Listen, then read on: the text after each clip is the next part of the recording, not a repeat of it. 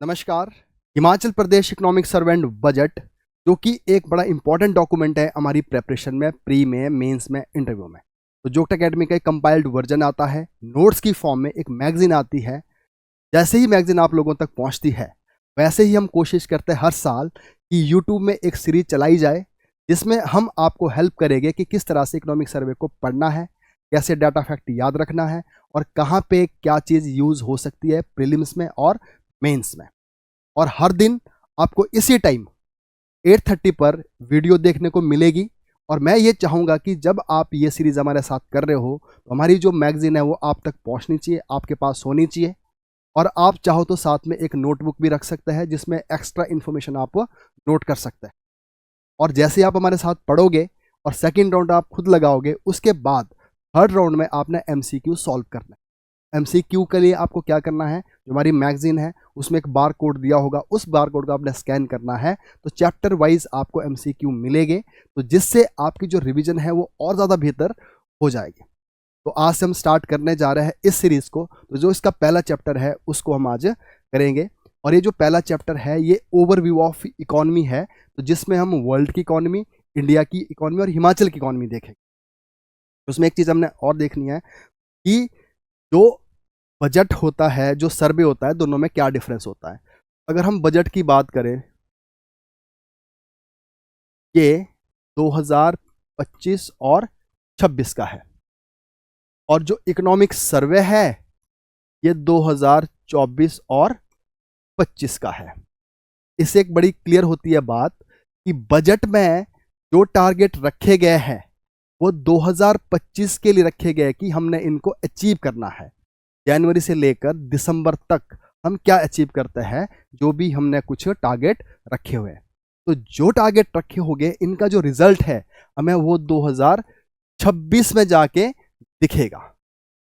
और जो टारगेट रखे हैं इनको रिवाइज भी करते हैं, इसलिए इनका रिवाइज वर्जन भी आगे आता है कि जैसे मॉनसून के बाद हमारी जो इकोनॉमी है वो काफ़ी रिफ्लेक्ट करती है कि मॉनसून की स्थिति क्या रही होगी। तो अगर मॉनसून अच्छा रहा तो हम जो टारगेट रखे हैं उसको एज इट इज़ रखते हैं। अगर मॉनसून में कुछ खराबी आ गई, कम हो गया या डिज़ास्टर आ गया, फ्लड आ गया और हमें लगता है कि नहीं हम इस टारगेट को अचीव नहीं कर सकते, तो जो हमारे जो टारगेट उनको हम नीचे भी ले आ सकते हैं। तो ये एक हिसाब से क्या हो गया, फ्यूचरिस्टिक गोल है जिनको हमने अचीव करना है। हाँ, ये ज़रूर है कि जो 2024 का हमारा जो बजट था उसकी जो सही पिक्चर है हमारे पास वो 2025 में आती है। एक हिसाब से जो ये बजट होता है ये आने वाले साल के लिए कुछ टारगेट रखता है और पिछले साल की जो रिपोर्ट थी, जो कुछ भी हमारे ऑब्जेक्टिव थे, टारगेट थे, उनका जो एग्जैक्ट रिजल्ट है वो 2025 हमें देखने को मिला। हाँ, तो जो इकोनॉमिक सर्वे है वो पिछली बात करता है कि पिछले साल में हमने क्या अचीव किया था, जो 2024 में टारगेट रखे थे और 25 तक पहुंचते पहुंचते हमने उनके ऊपर कितना काम किया था। तो इकोनॉमिक सर्वे पिछले वाले साल की बात करेगा और बजट ज़्यादातर जो आने वाला साल है उसकी बात करता है। तो अब हम यहाँ देखते हैं कि जो ये ओवरव्यू है इसमें क्या बात की गई है। तो जो ग्लोबल इकोनॉमी है इसको बोला गया है कि 2003 में 3.3% ही ग्रो करी है और 2024 में 3.2% ग्रो करी है और 25 और 26 के लिए 3.3 की बात की गई है। तो यहाँ पे ये लगता है कि जो वर्ल्ड इकोनॉमी है वो एक बिल्कुल फ्लैट स्थिति में है, वो इतनी ज़्यादा ग्रो नहीं कर रही है। और वर्ल्ड इकोनॉमी आउटलुक है, इंटरनेशनल मॉनेटरी फंड है, इसमें ये बताया गया कि जो ग्लोबल GDP ग्रोथ है वो फ्लैट सी है और 3.3% अगर अभी ग्रो कर रही है तो आगे 2029 तक भी कुछ ज़्यादा बढ़ने वाली नहीं है। ये करीब करीब 3.1% तक ही रहने वाली है, ये यहाँ पे बताया गया है। अब यहाँ पे बताया गया India has been placed 5th in the world GDP ranking. अब देखते हैं हम जो दुनिया की जो बड़ी बड़ी इकोनॉमी है, जो 10 इकोनॉमी है, उनमें कौन सी पहले रैंक में आती है और फर्स्ट और थर्ड फोर्थ में कितना डिफरेंस है। और दूसरा जो यहाँ पे डाटा दिख रहा है ये बताता है कि ग्रोथ रेट कितनी किसकी बढ़ रही है। अब यहाँ पे क्या है, एक तो बात कर दी इकोनॉमी की। मान लो अगर मेरे पास 100 रुपये है और किसी दूसरे बंदे के पास 50 रुपये है और तीसरे बंदे के पास सिर्फ 10 रुपये है, इसका मतलब क्या हुआ, बड़ा कौन हुआ, जिसके पास 100 रुपये है। अब अगर हम यहाँ देखते हैं कि ये जो बड़े वाला आदमी है इसकी जो सालाना ग्रोथ है 2% है, तो 2% ग्रोथ से 2% ग्रोथ अगर इसकी होगी तो इसका बेस क्या है, बड़ा है, तो इसका 2% भी इसके ऊपर काफ़ी बड़ा दिखेगा। और अगर इसकी 2% होगी तो इसका बेस छोटा है, तो इसमें 2% कुछ ज़्यादा ऐड नहीं करेगा। तो ये देखने को मिलता है कि जो इकोनॉमी बड़ी इकोनॉमी है उनकी जो ग्रोथ है वो थोड़ी सी कम दिखती है, और जो इंडिया जैसी कंट्री है इनकी जो ग्रोथ रेट है वो ज़्यादा है। अब यहाँ पे हम देखते हैं कि अगर इकोनॉमी वाइज देखें और ग्रोथ रेट वाइज देखें तो दोनों में डिफरेंस है। तो इकोनॉमी जो वर्ल्ड की जो सबसे बड़ी है यूएस से, और ये 29.17 ट्रिलियन डॉलर की है, और दूसरे नंबर पर है चाइना। अब आपको एक डिफरेंस दिखेगा यहाँ पे, फर्स्ट और सेकंड के बीच में एक बहुत बड़ा डिफरेंस है, करीब करीब 10-11 ट्रिलियन का इसमें डिफरेंस है। तो फर्स्ट और सेकंड में ही इतना बड़ा डिफरेंस है। और अगर आप तीसरे में आओगे तो 4.71 का, और फोर्थ में आगे 4.07 का, और पांचवें में इंडिया है जो कि 3.59 है। तो यहाँ से आप अनुमान लगाइए कि इंडिया इस टाइम 3.59 ट्रिलियन है, और हमने आगे टारगेट रखा कि हमको 5 ट्रिलियन बनना है। तो अब ये समझिए, अगर हमको चाइना के बराबर जाना है, चाइना हमसे कितना टाइम आगे है और यूएसए तो बहुत ही आगे है, तो उसके लिए जो हमारा ग्रोथ रेट है वो बहुत ज़्यादा होना चाहिए, बहुत फास्ट होना चाहिए, और वो डबल डिजिट में होना चाहिए। तो इस तरह से इंडिया की जो रैंकिंग है वो हमारी 5th रैंक में है, जिसमें हमारी जो इकोनॉमी है 3.5 ट्रिलियन है। जो हमारा एक गोल है वो अपना बनाना है 5 ट्रिलियन इकोनॉमी। अब अगर हम ग्रोथ की बात करें तो ग्रोथ में इंडिया अभी सबसे ऊपर आता है। तो ग्रोथ में इंडिया 2024 में 6.8% से ग्रो कर रहा है, 25 में 6.9 से करेगा, और 26 में 6.8 से करेगा। तो यहाँ पे अगर हम देखेंगे तो चाइना सेकंड नंबर पे आता है ग्रोथ करने में, तो इसलिए दोनों ही इमर्जिंग कंट्री है, बट इंडिया सबसे ज़्यादा ग्रो कर रहा है। अगर हम देखेंगे जैसे रशिया की तो 0.9% ग्रोथ है। तो इस तरह से चाहे यूएसए है, कोई और भी कंट्री, इनकी जो ग्रोथ है वो ज़्यादा खास नहीं है। तो इंडिया के पास इस टाइम मार्केट भी है और ग्रोथ के बहुत सारे चांसेस भी है। तो ये क्वेश्चन आपको प्रीलिम्स में पूछे जा सकते हैं। नेक्स्ट बात करते हैं इंडिया की इकोनॉमी की। तो अब देखो इंडिया क्या है, 5th लार्जेस्ट इकोनॉमी है वर्ल्ड की इन नॉमिनल टर्म में, और 3rd लार्जेस्ट है इन परचेजिंग पावर पैरिटी में। इसमें क्या डिफरेंस हुआ, तो अगर यहाँ पे हम नॉमिनल टर्म अगर बात करते हैं तो ये शो करता है कि एक्सचेंज रेट, और ये शो करता है हमारा स्टैंडर्ड ऑफ लिविंग क्या है। अब यहाँ पे एक्सचेंज रेट का मतलब क्या हुआ, अगर हमारे पास 800 रुपये है और $1 हमें मिलता है 80 रुपये में, और फिलहाल के लिए $1 की कीमत कितनी है, 80 रुपीज़। तो इस हिसाब से इंडिया की इकोनॉमी को अगर डॉलर में दिखाया जाए तो हमारी इकोनॉमी बन जाएगी $10। हमारी इकोनॉमी बन जाएगी $10। सिंपल सी बात यह है, जब हम नॉमिनल टर्म में इकोनॉमी को देखते हैं तो उसमें हम कंपैरिजन करते हैं किसके साथ, डॉलर के साथ। तो जो एक्सचेंज रेट होता है डॉलर का, उसके हिसाब से हमें पता चलता है कि हमारी जो इकोनॉमी है वो कहाँ स्टैंड करती है। तो 800 रुपये अगर हमारे पास है तो किसके इक्विवेलेंट हो गए वो, अगर 80 रुपये का रेट हुआ $1 का, तो $10 की हमारी इकोनॉमी है। अच्छा, अब समझो कि इन 800 रुपये से $10 बन गया, और अब मान लो मैं यूएसए में रहता हूँ और यहाँ मैंने 800 रुपये से कुछ सामान खरीदा, तो मान लो 800 रुपये से मुझे 8 प्लेट खाना मिला। इसका मतलब ये हुआ इंडिया के अंदर रहते हुए मुझे $10 से 8 प्लेट खाना मिलता है, और अगर मैं यूएसए में जाऊंगा उन्हीं $10 से मुझे सिर्फ खाना मिलता है 1 प्लेट। इसका मतलब ये हुआ $10 से इंडिया में मैं 8 प्लेट खरीद सकता हूँ, बट यूएसए में सिर्फ 1 प्लेट खरीद सकता हूँ। तो अगर हम उन प्लेट्स को इकट्ठा करें तो इंडिया में 8 प्लेट का बड़ा चंक दिखेगा और यूएसए में 1 ही प्लेट दिखेगी। तो इस हिसाब से परचेजिंग पावर पैरिटी के हिसाब से हम और बड़ी इकोनॉमी दिखते हैं, क्योंकि इंडिया में उस मनी से हम ज़्यादा कुछ खरीद सकते हैं। आपको यहाँ पे डिफरेंस दिखेगा। अगर हम नॉमिनल टर्म में जहाँ पे करेंसी को सीधा डॉलर के साथ कंपैरिजन कर रहे हैं, वहाँ पे तो हम 5th लार्जेस्ट इकोनॉमी है। अगर हम परचेजिंग पावर पैरिटी के हिसाब से देखें उसमें हम 3rd लार्जेस्ट इकोनॉमी है।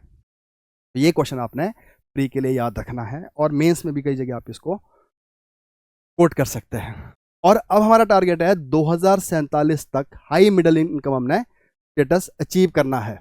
और एक बात आती है कि extreme poverty line, extreme poverty, अगर एक इंसान अपने ऊपर $2.15 से भी कम खर्च कर रहा है उसको मानते हम एक्सट्रीम पॉवर्टी लाइन। हाँ, जो पॉवर्टी लाइन है वो हर कंट्री की अलग अलग रहती है और वो डिपेंड करता है कि उनका जो मेजर करने का जो तरीका है वो किस तरह का, जैसे इंडिया में कैलोरी बेस्ड है। तो वर्ल्ड बैंक की जो डेफिनेशन है एक्सट्रीम पॉवर्टी की वो है 2.15 और इंडिया ने टारगेट रखा था कि 2011 से लेकर 2019 तक तो जो हमारी एक्सट्रीम पॉवर्टी लाइन है उसको हमने 50% कम करना है। और मैन्युफैक्चरिंग जो सेक्टर है हमारा बहुत तेजी से ग्रो कर रहा है। तो यहाँ पे जो कुछ डाटा दिया है वो मैं जल्दी जल्दी पढ़ूंगा, इसकी ज़्यादा इंपॉर्टेंट नहीं है, जहाँ मुझे इंपॉर्टेंट लगेगा वहाँ मैं आपको बताता रहूँगा। और अनएम्प्लॉयमेंट क्या है, अर्बन यूथ में कुछ ज़्यादा ही रही है, बढ़ी है बल्कि कम नहीं हुई है, 16.8% रही है 24-25 में। और उसी तरह से जो फीमेल वर्कर है उनमें जो अनएम्प्लॉयमेंट है वो कम हुई है।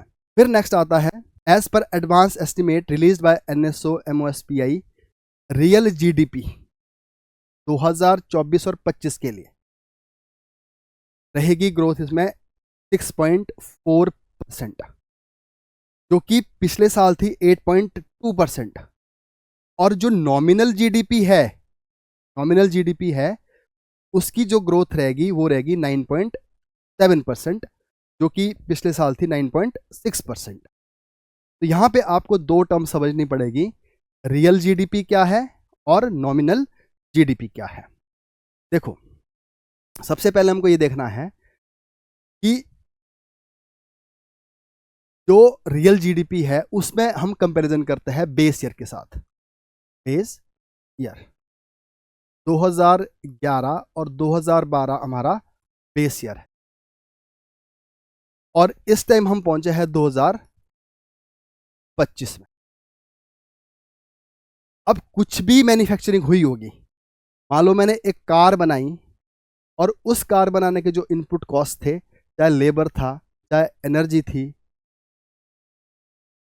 चाहे रॉ मटेरियल था, अगर 100 रुपये इन तीनों की जरूरत थी कार बनाने के लिए तो हमारी कार बन गई 300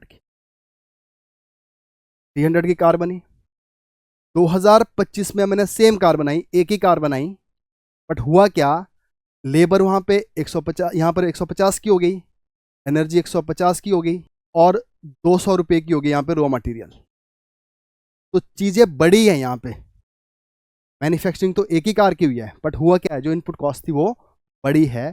तो इस हिसाब से जो कार 2011-12 में 300 रुपये की बन रही थी और वही कार यहाँ पे बन गई कितने की, 500 रुपये की। अगर हम वैल्यू देखते हैं उस प्रोडक्ट की, यहाँ पे 300 थी, यहाँ पे 500 थी, बट यूनिट तो एक ही बनी है। तो इसमें यह दिखा है कि सिर्फ और सिर्फ इसमें रेट बड़े हैं, उसकी वजह से ये 500 रुपये हुआ। तो हमें क्या करना है, जो ये 300 और 500 के बीच में 200 का डिफरेंस है, एक्चुअल में क्या है, ये बढ़े हुए रेट है इन इनपुट की जो भी कॉस्ट पड़ी है। तो उस हिसाब से इसको क्या बोलेगा हम, इन्फ्लेशन मोटे तौर पर। बाकी आप इकोनॉमी में डिटेल में समझोगे, यहाँ पे इतना समझा पा रहा हूँ ताकि आपको ये जो टर्मिनोलॉजी है वो आसानी से समझ आ जाए। 200 रुपये का जो कॉस्ट बढ़ी थी उसको क्या बोलेगा हम, इन्फ्लेशन। तो जब हम बेस ईयर के साथ कंपैरिजन करके महंगाई को बाहर निकालेंगे, इन्फ्लेशन को बाहर निकालेंगे, तो उसमें जो हमारे पास बचा वो आती है एक्चुअल, जिसको बोलते हैं हम रियल जीडीपी। हाँ, अब एक बात और है, अगर यहाँ पे 300 है, यहाँ पे हम 500 ही मानेंगे इसको और इन्फ्लेशन को बाहर नहीं करेंगे, उसको हम क्या बोलेंगे, नॉमिनल जीडीपी। तो हम क्या बोलेंगे, नॉमिनल जीडीपी। आपने याद रखना, तो जो यहाँ पे नॉमिनल जीडीपी है वो होती है करंट प्राइस में।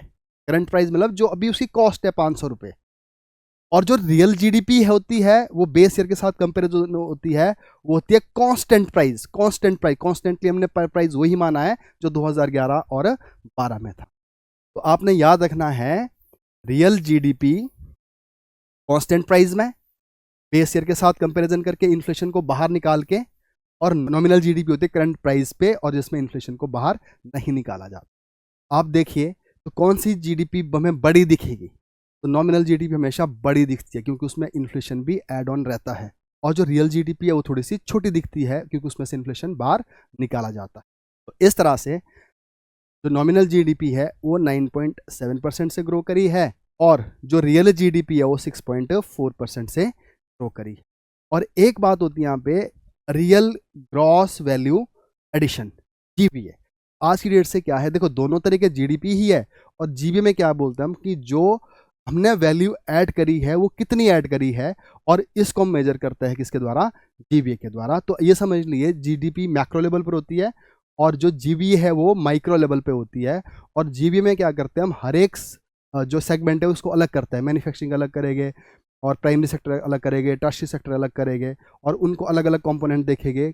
और अगर हम बात करते हैं जीडीपी में तो यहाँ पे ओवरऑल देखने की इकट्ठे कोशिश करते हैं, और इस तरह से याद रखना आपने। हाँ, एक बात और है, जब हम जीडीपी को काउंट करते हैं उसमें क्या करते हैं हम, टैक्सेस को ऐड करते हैं, और जो सब्सिडी है उसको हम माइनस कर देते हैं, उसको हम बाहर निकाल देते हैं। और रही बात जीबीए में, तो जीबीए में क्या होता है कि जो इनपुट कॉस्ट है, जो भी उसके अंदर रॉ मटेरियल लगा है, कुछ भी लगा है, तो उसको एक बार ही काउंट करते हैं, आगे उसको काउंट नहीं करते। तो अगर हम जीबीए के हिसाब से देखेंगे तो यहाँ पे एग्रीकल्चर एलाइड सेक्टर की बात करिए जो 3.8% से ग्रो करी है। और जीबीए के हिसाब से क्या है, कंस्ट्रक्शन सेक्टर है, फाइनेंस, जो हमारा रियल इस्टेट है, प्रोफेशनल सर्विस वगैरह है, ये भी अच्छी ग्रो करी है, जिसमें 8.7% रिस्पेक्टिवली बढ़ा है। पर इन डाटा फैक्ट्स को आपको याद करने की जरूरत नहीं पड़ेगी, इसको इतना ज़्यादा नहीं पूछते। चलिए जी, नेक्स्ट बात करते हैं हम। प्राइमरी सेक्टर की जो ग्रोथ है वो 3.6% की है, और सेकेंडरी सेक्टर की 6.5% की है, और रियल जीडीपी और GDP at constant price estimated. अब देखो पीछे बात करी थी हमने ग्रोथ, जो ग्रोथ हुई थी कितनी, बट यहाँ पर बात कर रहे हैं कि एग्जैक्ट वो जीडीपी है कितनी है। तो जीडीपी का मतलब होता है जो फाइनल वैल्यू होती है गुड्स एंड सर्विसेज की, जो एक पर्टिकुलर एरिया में पर्टिकुलर टाइम के अंदर प्रोड्यूस किया जाता है। तो यहाँ पे क्या बोलता है, अगर कांस्टेंट प्राइस पे देखेंगे, जहाँ पे इन्फ्लेशन को बाहर करके देखते हैं हम, तो हमारी जो जीडीपी है इंडिया की वो है 184.88 लाख करोड़, 184.88 लाख करोड़ है यहाँ पे। और जो रिफ्लेक्ट करती है ग्रोथ रेट कितने का, 6.4%, जो हमने पीछे भी देखा था। तो ये हमारी जीडीपी है, ये इसके ऊपर ग्रोथ हुई है। और उसी तरह से अगर नॉमिनल जीडीपी देखेंगे, जो किस पे देखते हैं हम, करंट प्राइस में, जिसमें इन्फ्लेशन को भी रखा जाता है, और ऑब्वियसली वो बड़ी होगी, यह है 324.11 लाख करोड़, और इसमें जो ग्रोथ थी वो कितनी थी, 9.7%। ये याद रखना है आपने, ये प्री के लिए पूछा जा सकता है। और GBA at constant basis price for 24-25 witness highest growth rate 9.1% in public administration sector. तो ये भी कोई ज़्यादा खास बड़ा फैक्टर नहीं, पर ये दो जो फैक्ट्स है ये ज़्यादा इंपॉर्टेंट है। और इसी तरह से अगली जो ग्रोथ है, कंस्ट्रक्शन में अच्छी ग्रोथ हुई है। तो नेक्स्ट देखते हैं, agriculture and forestry fishing sector has been picked up 3.8%, trade hotel वगैरह 5.8%। ज़्यादा ज़रूरी नहीं है क्योंकि इंडिया के है ये। हाँ, आगे हिमाचल के जब आएगा डाटा ये आपको याद रखना है। और माइनिंग एंड क्वेरिंग 2.9% से कर रही है। हाँ, अब यहाँ पे एक बात आपने याद रखनी है, ये इंपॉर्टेंट है, per capita national income. Per capita national income कितनी है, 2,01,062, 2,01,062 है इस बारी, जो कि पिछले साल थी 1,84,205। और यहाँ पे जो ग्रोथ रेट देखने को मिला है इसमें, अरे इन दोनों के बीच में जो ग्रोथ हुई है वो हुई है 8.7% की। ये फैक्ट आपको याद रखना है। तो नेशनल लेवल में 8.7% से ग्रो हुआ है, और 2,01,062 हमारी क्या है, पर कैपिटा। अब यहाँ पे देखता है sector wise growth rate of Indian economy. तो हम सीधा अगर 2025 और 26 का देखें तो प्राइमरी सेक्टर हमारा 3.6 से ग्रो कर रहा है, सेकेंडरी 6.5 से कर रहा है, और जो टर्शियरी सेक्टर है वो 7.2 से ग्रो कर रहा है। और अगर हम इसको कंपैरिजन करेंगे हिमाचल की और इंडिया की ग्रोथ में, तो हम यहाँ ये दिखता है कि अगर इंडिया की जो ग्रोथ है वो 6.4% है और हिमाचल की जो ग्रोथ है वो 6.7% है। ये बहुत इंपॉर्टेंट पॉइंट है, इसको आपने याद रखना है, हिमाचल की और नेशनल लेवल की जो ग्रोथ है उसमें क्या कंपैरिजन है। अब आता है हिमाचल प्रदेश की इकोनॉमी का एक छोटा सा ओवरव्यू। बाकी जो अगले चैप्टर्स आएंगे उनमें हम सारा पढ़ेंगे, बट यहाँ पे भी बिल्कुल नॉर्मल सा ओवरव्यू है। इसमें क्या बताया गया है, revised estimates of gross state domestic product. Revise मैंने बोला आपको क्योंकि जो टारगेट हम रखते हैं, जैसे बजट आता है ना, अगर हमने टारगेट रखा 26 तक हमने क्या अचीव करना है, तो रिवाइज तो करना पड़ता है बीच में। कभी मानसून सही से नहीं आया, कभी कुछ डिजास्टर आ गया, तो 2 बार रिवाइज होती है जो हमने टारगेट रखे होते हैं, तो इसलिए उनको first revise and second revise बोलते हैं। तो रिवाइज एस्टिमेट से क्या है, तो स्टेट जीडीपी है करंट प्राइस में और कांस्टेंट प्राइस में देखना है हमें। और मैंने बताया था कांस्टेंट प्राइस में बेस ईयर के साथ कंपैरिजन किया जाता है। अगर हम करंट प्राइस में देखेंगे इन्फ्लेशन के साथ, तो हमारी जो जीडीपी है वो है 2,10,662, और ये कब की है, 23 और 24 की, और पिछले साल कितनी थी, 1,91,659 करोड़। तो ये रिवाइज्ड है, तो आपने ये रखना है याद, तो किस परसेंट से इंक्रीज हो रही है, 9.9%। ये याद रखना, प्रीलिम्स में क्वेश्चन ये पूछता है। अगर पूछ लिया करंट प्राइस में, तो हम ग्रो कर रहे हैं 9.9% से। अगर पूछ लिया कांस्टेंट प्राइस से, जहाँ पे इन्फ्लेशन बार रहेगा, बेस ईयर के साथ कंपैरिजन होगा, वहाँ पे होगा 6.6%। और इकोनॉमी जो है हमारी 1,37,320। अब आप समझिए, करंट प्राइस में है 2,10,000 और कांस्टेंट प्राइस में है 1,37,000। तो इसका मतलब जो ये बीच का जो डिफरेंस है वो क्या निकला इसमें से बाहर, इन्फ्लेशन। और उसी तरह से ग्रोथ है, यहाँ पे ग्रोथ है 9.9% की, यहाँ पे है 6.6% की। अब आता है इन टर्म ऑफ एम्प्लॉयमेंट, बड़ा इंपॉर्टेंट फैक्ट है ये। आज भी हमारी जो एम्प्लॉयमेंट जनरेशन है वो 53.98% कहाँ से आती है, प्राइमरी सेक्टर से, कि आज 53.98% एम्प्लॉयमेंट देता है। और वैसे भी हिमाचल प्रदेश में अनएम्प्लॉयमेंट इस टाइम बढ़ती जा रही है, तो उसके बावजूद भी एक बड़ा चंक जो पॉपुलेशन का है वो अभी भी प्राइमरी सेक्टर के साथ जुड़ा है। अगली बात है per capita income at current price. तो करंट प्राइस में इतनी पर कैपिटा इनकम है, फर्स्ट रिवाइज एस्टिमेट के अनुसार 2,34,782। 2,34,782 क्वेश्चन तो आपने अच्छी तरह से रटना है। ये तो आपको कहीं भी पूछ सकता है। इवन 2017 में मैंने देखा था, प्रीलिम्स में भी क्वेश्चन आया था, और आगे जाके जब मैं इंटरव्यू दे रहा था वहाँ भी क्वेश्चन में से पूछा गया था हिमाचल प्रदेश की पर कैपिटा इनकम कितनी है। तो जब मैंने आंसर दिया कि मेरे को आता था, मैंने इकोनॉमिक्स पढ़ा था, तो वहाँ से आगे फिर डिस्कशन इस तरह से बढ़ती है कि हिमाचल प्रदेश की जो पर कैपिटा इनकम है, आपको लगता है कि आपको लगता है कि अच्छी इनकम है, मतलब लगे अच्छी इनकम है, तो अगर नेक्स्ट बोलते do you consider Himachal Pradesh is a developed state, मैंने कहा यस डेवलप्ड स्टेट है। तो फिर बोलते कि अगर डेवलप्ड स्टेट है तो हिमाचल प्रदेश को जो स्पेशल कैटेगरी स्टेटस है वो क्यों दिया गया है, वो तो किसी और स्टेट को मिलना चाहिए जिनको ज़रूरत है। ऐसे ऐसे क्वेश्चन बनते जाते हैं। तो ऐसे जो डाटा होता है ना, ये हमें आगे इंटरव्यू तक हेल्प करता है। और जैसे हम इकोनॉमी कितने परसेंट से ग्रो कर रही है, कितनी परसेंट ये के साथ कंपैरिजन है, ऐसा डाटा ही ना रट्टे मारो, बल्कि उसकी एसेंस समझो, उसकी कंटेक्स्ट समझो कि किस दिशा में हम जा रहे हैं, क्या हमारी जो नंबर में ग्रोथ दिख रही है वो किस लेवल पे। तो ये आपको थोड़ा सा ध्यान देना है, इसको रट्टे नहीं मारने। तो समझना है आपने 2,34,782 हमारी क्या है, पर कैपिटा इनकम है, और जिसमें तो ग्रोथ देखते हैं हम कितनी है, 9.5%। 9.5% इसकी ग्रोथ है। तो sector wise economic transformation in Himachal Pradesh, देखो 2016 में क्वेश्चन पूछा गया था मेंस में, तो हमने इकोनॉमिक सर्वे में इस बारी कोशिश ये भी की है कि जैसे जैसे क्वेश्चन बन सकता है वैसे वैसे वहाँ पे डाल दो, ताकि आपको पता रहे कि इकोनॉमिक सर्वे में मेंस में भी कैसे क्वेश्चन पूछे गए। 2016 में क्वेश्चन पूछा था, comment on the preposition of the economy of HP has constantly shown a shift from agriculture sector to industry and service sector in term of contribution of the state gross domestic production। Question simple बोलता है कि हमने ये देखा है हिमाचल प्रदेश की जो economy है प्राइमरी और एग्रीकल्चर सेक्टर से शिफ्ट होती हुई दिख रही है, किस तरफ, मैन्युफैक्चरिंग की तरफ, और टर्शरी जो कि सर्विस सेक्टर होता है उस तरफ ये शिफ्ट हो रही है। तो इसका तो ऐसा नहीं पूछा कि इसके वजह क्या है, इसके कारण क्या, सिंपल पूछा है कि भाई ये बताओ कि किस तरह से आपको दिखाना है जो हमारी जीडीपी में इसका कंट्रीब्यूशन है। ऐसा क्वेश्चन बन जाता है। तो यही है सेक्टर वाइज जो ट्रांसफॉर्मेशन, यही सर्वे में लिखा है।